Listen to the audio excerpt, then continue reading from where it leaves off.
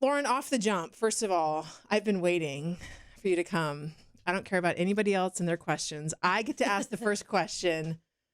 What are we doing with the skincare? Oh my gosh, you are Come on. kind. You are kind. Don't just say water either.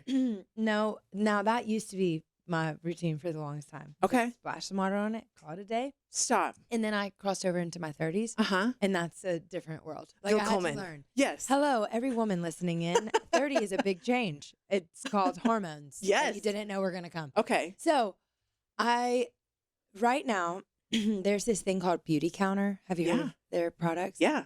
I use Beauty Counter. Okay. I ran out of Beauty Counter. Oh. So I had to go to Walgreens Yes. and get like some botanical oil that I've just been putting on my face. So oils. Yeah. So we've progressed from splashing the water to oils. We have. Well, I do a charcoal bar. Okay. That's what I wash my face with from Okay. Beauty Counter. Yeah. And then everything else is just hydrate as much as possible. My grandmother, Yeah. I have two grandmothers still living. One is 89 and one is 87. And people think they're like 65. They Or are. I've 75. met. Which one did I meet? Was it your mom's mom in New Orleans? Yes.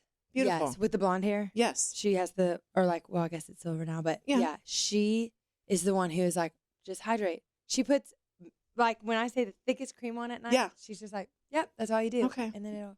I mean, this is the most important question of the day. I think that it's the joy of the Lord that comes out of your face, though, too. Because I would say this, of all of my friends in the 30s, I have the most wrinkles out of all of them. I'm not saying that in a bad way. Man, Louisiana. I know. Like, you raised, like, good DNA right down there. It is. Okay. It's true. It's true. All right. Well, They've now we got got that out of good the way. skin. Good. It's the humidity in Louisiana. I think that's true. It is true. Because when I come up here to Nashville, when I say I have to pour that oil that I was telling you, I have to pour it on my skin. And then by like noon, it's already way too dry. Yeah. But in Louisiana, you're like, do I even want to put it on? Because I'm going to be like sweaty on top of the oil. I don't know. So it's humidity. Take it as a blessing. Yeah. Take it as a blessing. All right. Let's day off.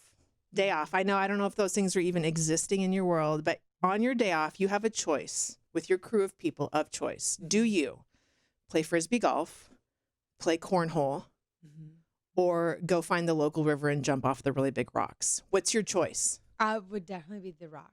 Yeah? Jumping into the river. So kind of dangerous, like adventurous? Oh, yeah. All the time. What if I it's thought you were going to throw pickleball in there. Is that an option? That can be an option. Do you know about this pickleball fad that everybody's... Okay, Miss K at the gym was actually invited me this morning to pickleball. It is a thing. Yeah? Have you played before? No, I just watch them. Okay. I've played only twice. Yeah? And it is... You're in. I am so in. I'm like, I'm annoyed. I'm like, oh, am I really just one of those trend followers? There's a reason why it's a trend. But you can get it set up like while you tour in the fall. You can get pickleball set up like backstage for you. I need to get good at it. Okay. 'Cause my friends are like, they're good. Are you a competitive person? Like, so competitive. Did you play sports growing up? I did play sports. Unless, here's the deal. I'm competitive unless I'm just really bad. If I'm just really bad at something, I'm probably going to make fun of it the whole time. Then you'll have I don't know what defense mechanism that is, but it's something. Yeah. But I do love playing sports. I'm not great at sports. Okay. Little, hand-eye coordination. I'm like, so. I mean, you got the singing thing going for you. Yeah, we'll just stick with that. Okay. Okay. Speaking of singing thing, brand new album. Yes. We're days away. We're in countdown mode, right? Literally, countdown mode. Okay. I remember like a couple weeks ago when we were like, oh, it's 1 month away. Yeah. And I thought, gosh, 1 month, that's going to take forever. Yeah. Like, I'm ready for this thing. I've been sitting on this for like 2 years. We started, isn't that crazy? Like the process of making a record can be so fast for some people. For me, it is not fast. Yeah. We started writing back in 2020, October of 2020. And I remember going into the studio, I think in 2021, we went in was it 2020? No, it was 2022. We went in August. So for 2 years, wrote, recorded, and then now it's finally coming out. So when I heard, we're a month away, I thought, oh my gosh, this still feels like forever away. And now it's like, we just blinked and it was here. It's crazy. That song that you've already released, New. I was listening to it a couple days ago while I was getting ready for the day. And I just love the spirit behind it of like, I don't see the old you. I just see the new you. And I think so often the gift that people have given us is that they see the places where we've changed, where we've grown. But as I was looking in the mirror, we still get stuck when we see ourselves. It's like we can't see those changes and celebrate them. Is that something that, like, was there one person in particular that kind of was that person for you to see the new, the change in you that song came from? Well, it was brought in by my co-writer. She was telling me this story about a friend that she met. Yeah. And she said, it's really interesting the people that you have in your life at the time that you have them. And I was like, yeah, girl, tell me all about it. She said, well, I have this friend who came from a past world of drug addiction and things like that.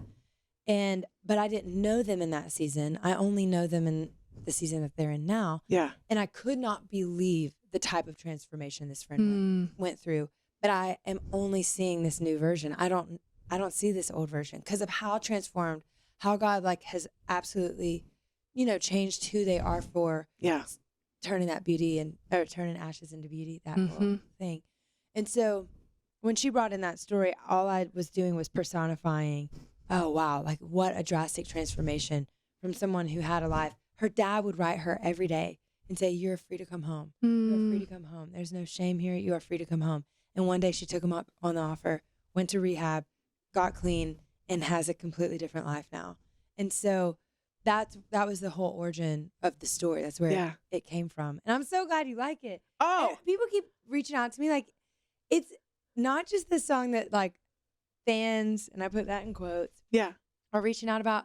My family is calling me. And they've heard me put out music for 10 years now. Yeah. So it's like, oh, I like that song. But when my little sister calls me and she's like, I have not stopped listening to this song, I'm like, oh my gosh. Okay, cool. That's fun. I think we all aspire. We want to be that new person. We don't want the old. We want the new creation, And so when it's recognized and celebrated, it inspires us. Yeah. So it inspired me.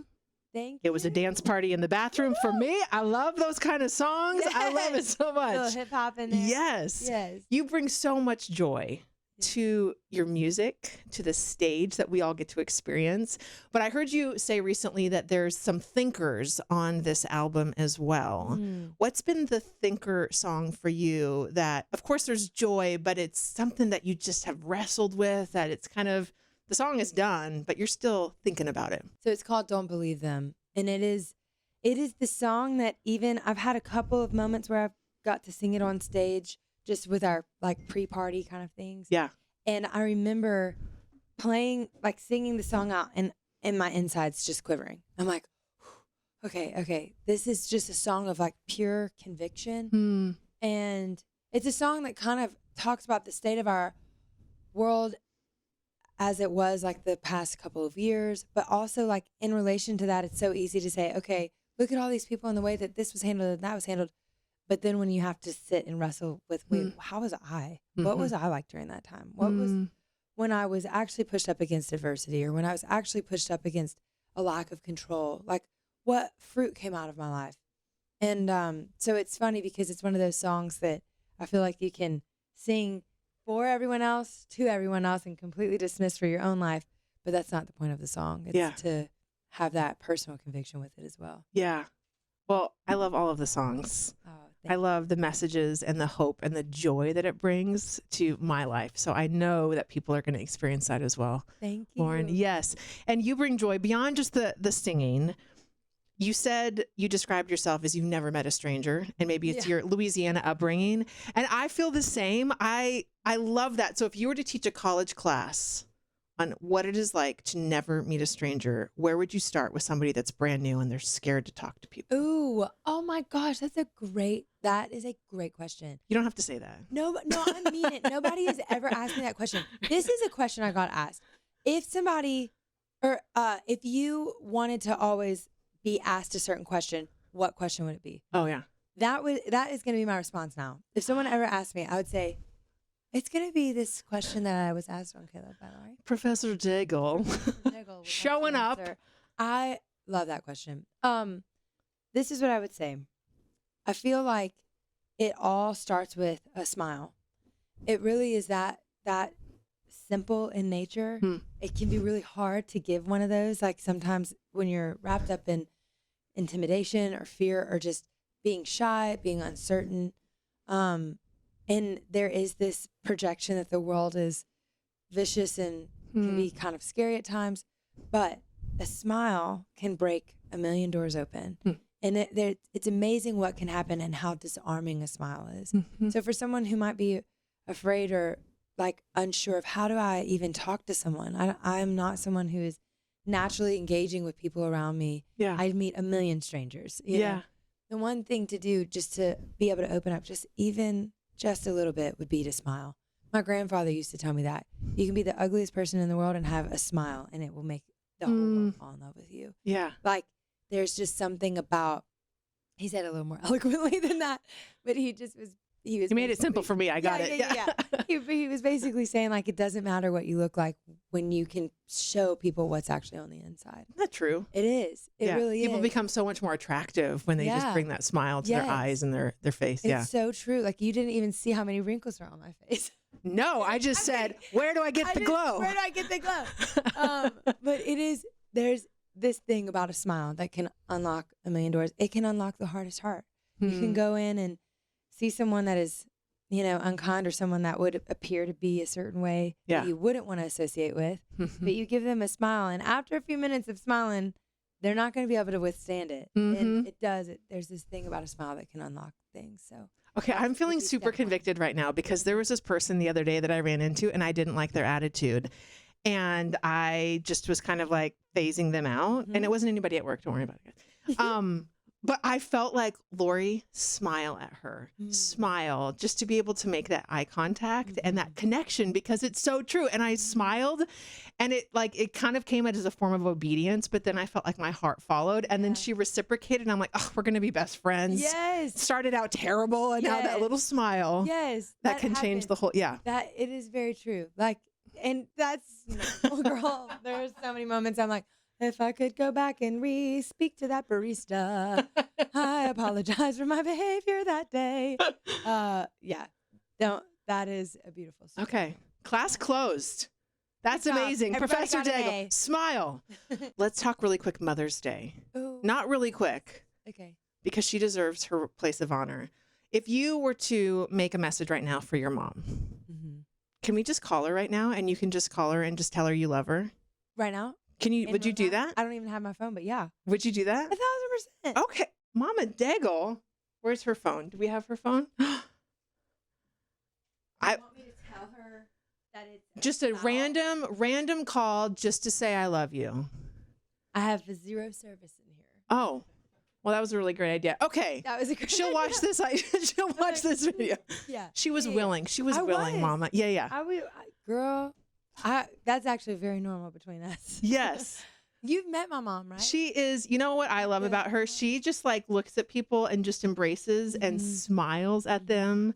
Her gift of hospitality is so evident. Yeah. So you see where you get it from. What is it? The apple doesn't fall far from the tree. Nailed it. Because Nailed her it. tree was so strong. Yes. Kids. Like she was someone, well, this is perfect. We could just go right into it. My mom is someone who was an anchor for us. Like if anything happened in the world, she was the arms that we were like, come on, get in here. She was someone who held us to a standard, but not with this, this is a great example of my mom. I love her to pieces. So hear me say this in all the best ways. Yeah. I remember there was this one test or one paper that I had to write. Now I'm a procrastinating queen. Oh, okay? yes. I'm going to procrastinate. We get it done. But I need the pressure. Yes. If you want peak performance, you apply the pressure. It's the adrenaline. I need it. I need it. Yes. Otherwise, it's like, oh, it's going to be a B paper. We've given our mom heart attacks. We realize this, right? 1,000%. Yes. Okay. Well, I will say we've given our moms heart attack, except for she is the exact same way. Oh. So she's like, yeah, girl, I get it. We're kind of cut from the same cloth. So I remember it was late at night. It was like probably 10 o'clock, 11 o'clock, whatever.